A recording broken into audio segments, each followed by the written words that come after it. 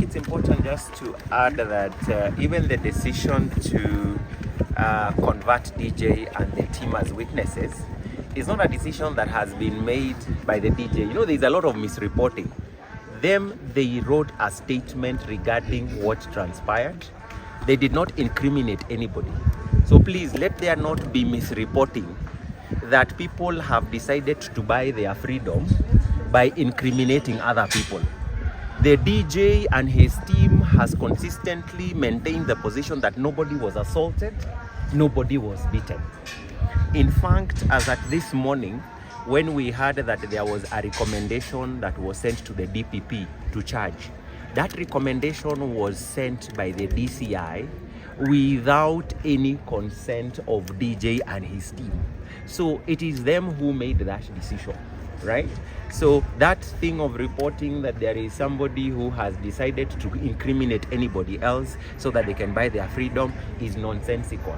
And there cannot even be murder anyway. If people fought, there cannot be murder. The most there can be is manslaughter. Because if everybody were to die because of a slap, then everybody should be charged. Anybody who fights with someone and then that person ends up dying, does it mean that person is guilty of murder? So investigations that has been done, we also do not even know. The team were told by the court that we did not find any evidence, and that is why we did not charge you.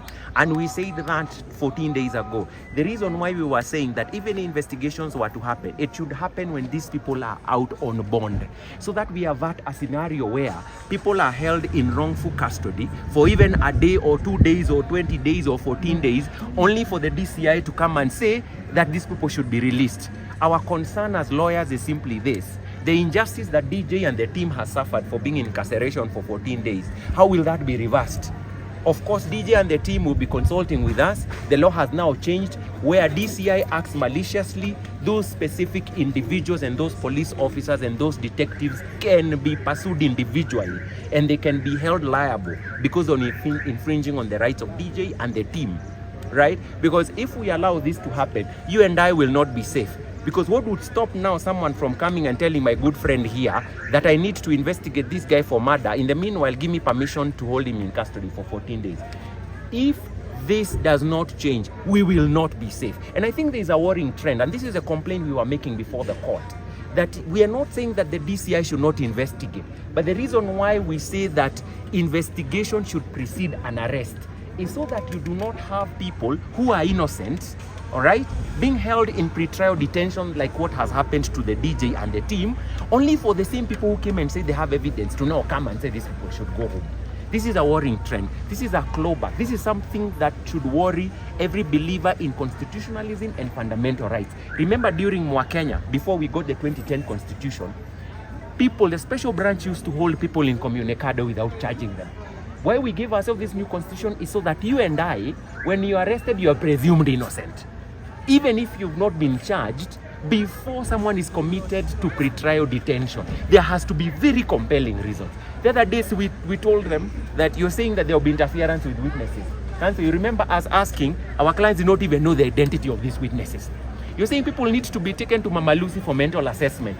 What do you know what that meant? That these people are already guilty of murder, or rather we have found evidence of murder. How come today they've not been taken to Mama Lucy for mental assessment?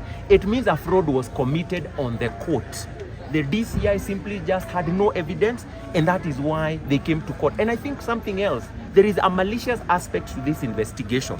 The complaint is by DCI Kabete, where the deceased was working. The incident happened in Kikuyu. The DCI Kikuyu has no idea that there was an incident that happened outside their police station. How come all these investigations, when they were being done, they bypass Kikuyu police station, and yet there is a DCI department there? Until the homicide team, because I can confirm here and now that the investigation searching on Mfalme and the team was taken up through the intervention of the director of DCI by the homicide team at the headquarters, Kiambu, who now have conducted very thorough and independent investigations, and they have exonerated DJ and the team. It should not surprise you that when these investigations were being done, when the homicide team went to Kabete to even get the DCI there to take them to the scene, they say they did not even know the scene of crime. Can you imagine? People have been detained for 14 days, and yet the investigating detective does not even know the scene of crime. They had to go for my client in Rirota police station to take them to the scene of crime. So what what is this that they were investigating? What is this evidence that they had to get people in custody for 14 days? It is wrong. And we are not saying this because we are defending DJ and the rest. It's because this constitution and the right to be released on bail and bond is to everyone. So that you do not have the police exercising vendetta. You do not have police exercising, operating maliciously and having you and I incarcerated wrongfully, only for us after 14 days to be told that, I'm sorry, we did not find any evidence, go home. So what happens to the injustice that the DJ and the team have suffered? How do you reverse the injustice of serving wrongful custody for 14 days? It is wrong and it should concern everyone, and it has to be condemned. It should be called out. Because there are few elements within the DCI who are violating the constitution and being allowed to get away with it. All we are saying is that let crime be punished. Let investigations be done. But let investigations be done objectively and not maliciously with an intention to punish people, even when they are innocent. We came 14 days ago, we said there was no evidence. How come today they came and concurred with us? So why did they have to suffer custody for 14 days? Because I wish after 14 days they came and they told them, we are charging you. But how comes out of all these people, and even this particular person that they are saying that they are charging this morning, whom they did not even bring to court, there is nobody who has given any incriminating evidence against. In fact, we'll be waiting to see that evidence. Because they said that there is CCTV footage outside Kiko police station. We said there are no CCTV cameras. All right? They went to Texas, where that guy was drinking that previous night.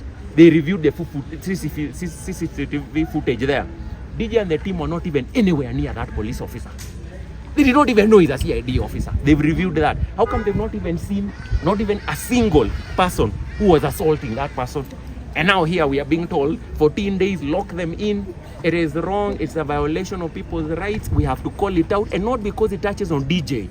And I think it's important, even as we report this thing on social media, we are not defending DJ because it's DJ. We are defending DJ because he's a representative of all the 42 million Kenyans who are supposed to be protected by Article 49, which says we presume you innocent until proven guilty. And so we are going to give a brief statement. As you are aware, they've just been released. So the previous time we were before court, that was on the 25th. The investigative agencies were accorded about 14 days to conduct investigations, and then thereafter is when they would have charged, depending on the outcome of the investigation.